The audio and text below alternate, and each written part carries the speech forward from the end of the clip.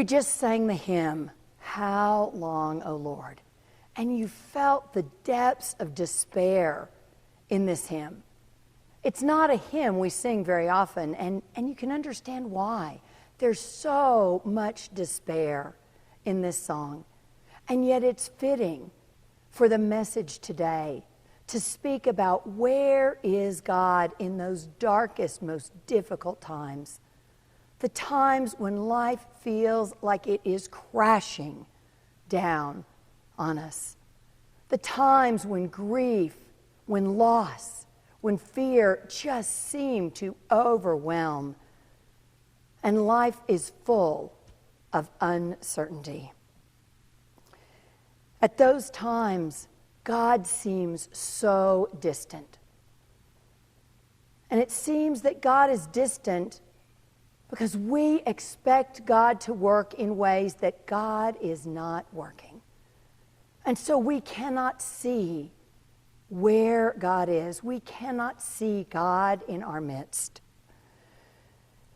And we wonder, like the songwriter, how long, O Lord, will you forget the answer to my prayer? How long, O Lord, will you forsake and leave me in this way? I remember these feelings. They were so vivid for me in about 2001 when David was first diagnosed and struggling with his depression. And I just felt so alone. I wondered where God was. I wanted to fix this problem. I had emotions that were bubbling up in me that I didn't know how to deal with. I wanted to make this all go away. I wanted God as a magic pill. God to come in and swoop in and fix this. And it didn't happen. And so I wondered, where is God if God is not fixing the situation for me? I wanted the magic pill. It's not what I got. When I was in the middle of this difficult time, the Psalms were the scriptures that spoke to my heart.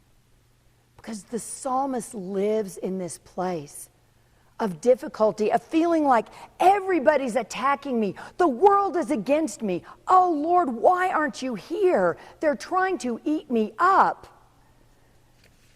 This is the language of the psalmist. And there's a tension in this language because right after the psalmist complains, there's this glimpse of hope, of possibility, of God being present in the life. Today in Psalm 42, the psalmist weeps. The psalmist pours out his soul and how his soul longs for God. But God is nowhere to be found. The psalmist speaks of the thundering deeps and the waves that feel like they are drowning him. Even the psalmist's memories are conflicting. He has these wonderful memories of God and of going up to the mountain to praise God.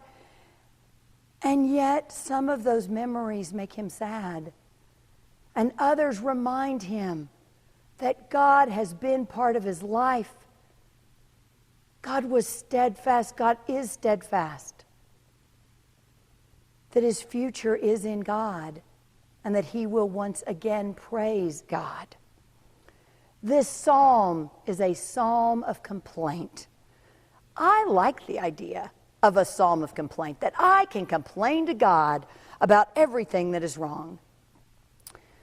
The point of a complaint psalm is not only to complain about God's absence in your life and God's lack of working the way I want God to work, but to remind the psalmist and to remind us that there is hope, that God is here.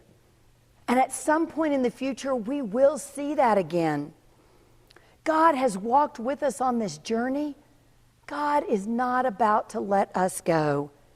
But we can't see that because we're so wrapped up in our own struggle that we cannot see God.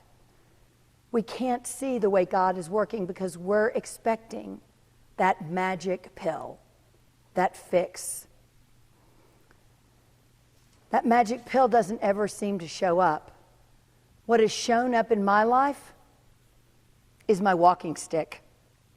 This is the trusty walking stick that I've had for almost 4 years. It has carried me up and down many a mountain. I can't imagine hiking without it. On the downhill things, it saves my knees. And on the uneven bits and the icy parts, it helps me to hold steady on my path.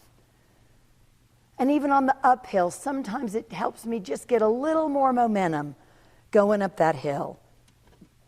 My walking stick is always with me when I hike. Just like God. God is always with you and me. And we don't always see it because we expect a magic pill. And yet God is much more like a walking stick. Steady, always there, helping you and I maneuver the trails, the ups and the downs of life.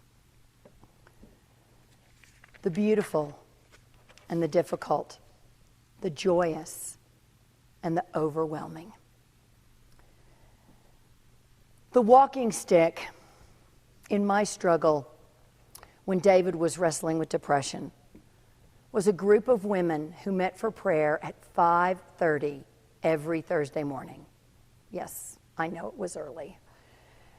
They invited me to join this group right as I began to notice David's struggle, and I resisted because I didn't know what a prayer group was. I didn't know what a prayer group did. I didn't know what it would be like, and I didn't know any of the women but one, the one who invited me.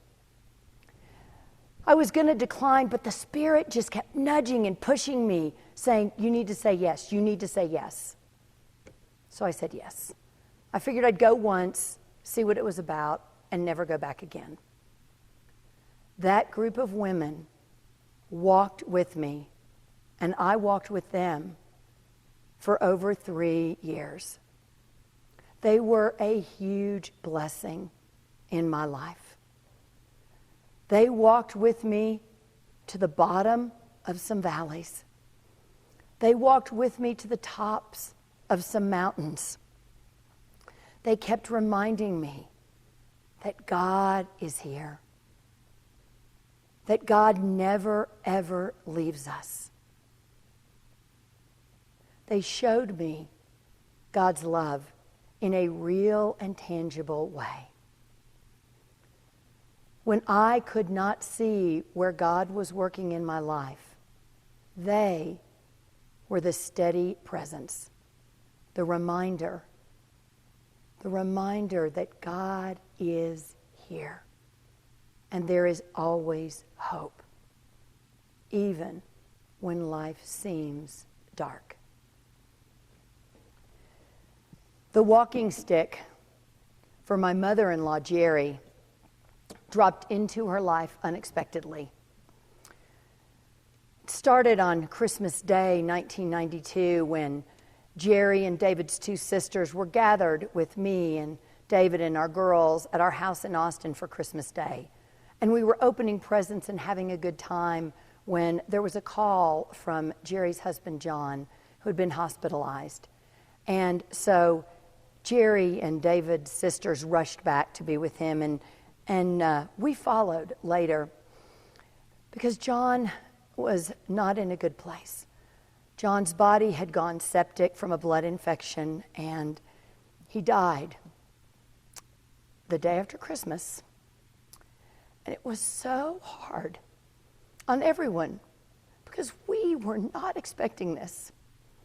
And Jerry was devastated to lose her partner of so many years.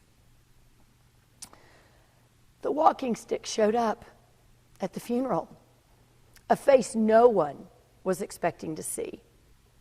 Jerry's sister Susie.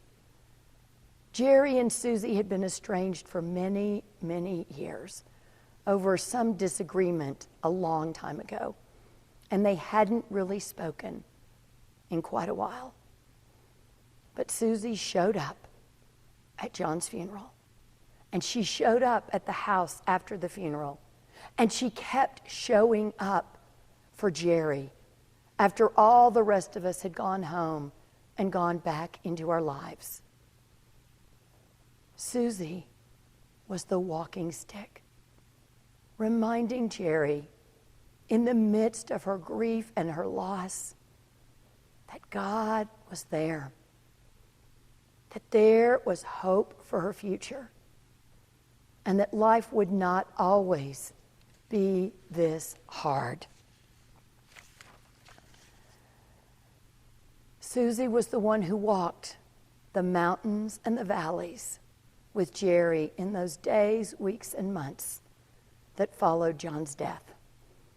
And now, after years of estrangement, those two are so tight.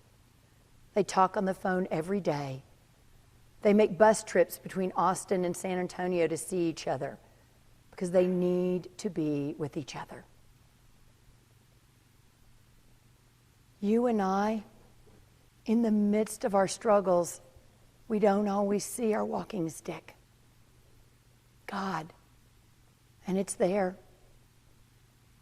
It was there for me, it was there for Jerry, and it's there for you.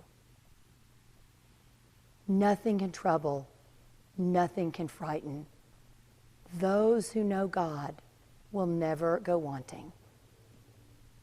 God is our walking stick.